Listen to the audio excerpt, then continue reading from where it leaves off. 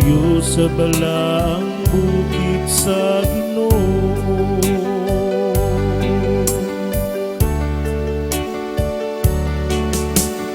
Ang maghimo sa katarungan,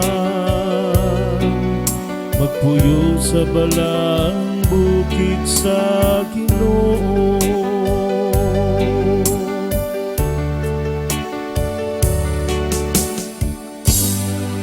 Siya nga nagalakaw nga walay sala, ug nagabuhat sa matarong, nga nagahuna-huna sa kamaturan diha sa iyang kasing-kasing, ug wala magsultig libak sa iyang dila.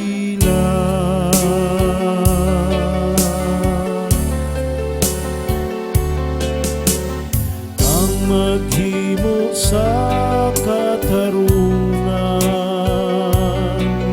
magpuyo sa balaang bukid sa Ginoo.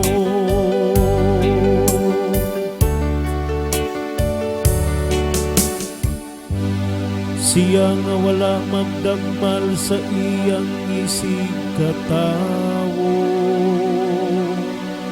ni magpasangil batok sa iyang silingan.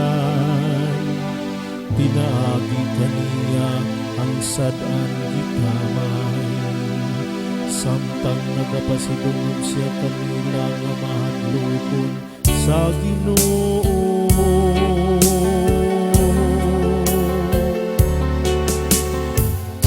Maghimo sa katarungan, magpuyo sa balaang bukid sa Ginoo.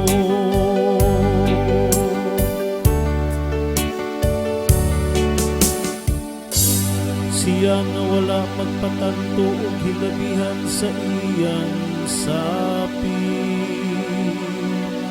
ug wala mo dawat og suborno batok sa walay sala.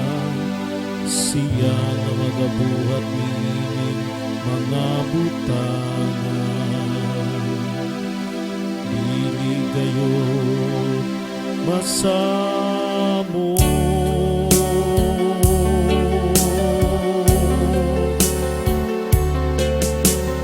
Ang maghimo sa katarungan,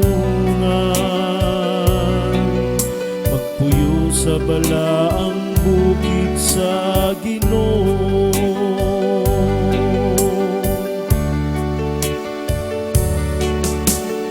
Ang maghimo sa katarungan, magpuyo sa balaang bukid sa Ginoo.